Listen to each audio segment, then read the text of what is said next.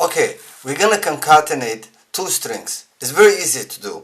It's very easy. So what you gotta do when you're concatenating two strings is just, let's say str1 is equal to, let's say gonna say hey, and then we're gonna do str2 equal to, and then say like maybe Mike, and then actually this is plus this will equal to, so Mike, and then we're gonna go print, and then we're gonna say str1